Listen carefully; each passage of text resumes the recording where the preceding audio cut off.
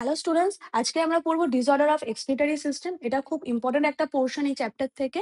আর এই ভিডিওটাকে তোমরা এখনই সেভ করে নাও, যাতে পরীক্ষার সময় রিভিশন করার জন্য জাস্ট একটা ক্লিকেই দেখতে পারো। ফার্স্টে আসছে যে ইউরেমিয়া। এখানে কিডনির কাজ করা বন্ধ হয়, যেটাকে ম্যালফাংশন অফ কিডনি বলে।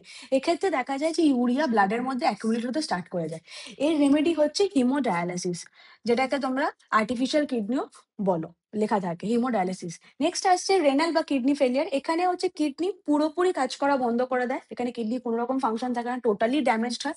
এর একটা মাত্র রেমেডি হচ্ছে কিডনি ট্রান্সপ্লান্টেশন করতে হয়। কিডনি ট্রান্সপ্লান্টেশনের ক্ষেত্রে দেখা হয় যে ব্লাড গ্রুপ ম্যাচ করছে কিনা, আর close relative most of the time সেরকম ডোনার হচ্ছে প্রেফার করা হয়। তারপরে আসছে কি হচ্ছে রেনাল ক্যালকুলি। খুব কমন, তোমরা শুনে থাকবে যে কিডনিতে স্টোন হয়েছে। সেগুলো কিছুই না, কিছু ইনসলুবল মাস হয়, ক্রিস্টালাইজড সল্টসেট। আর মোস্ট অফ দ্য টাইম সেগুলো হয় অক্সালেটস। তারপরে হচ্ছে গিয়ে আসে গ্লোমেরুলোনেফ্রিটিস। গ্লোমেরুলোনেফ্রিটিস এটাকেও আমরা বলি ইনফ্লামেশন অফ গ্লোমেরুলি। গ্লোমেরুলির মধ্যে ইনফ্লামেশন বা ফুলে গেলে সেটাকে বলে গ্লোমেরুলোনেফ্রিটিস। তাহলে তোমরা চারটে কমন ডিসঅর্ডার পাচ্ছ: ইউরেমিয়া, রেনাল বা কিডনি ফেলিয়ার, রেনাল ক্যালকুলি এবং গ্লোমেরুলোনেফ্রিটিস। খুব কমন ডিসঅর্ডার, অনেক কোয়েশ্চেন আসে।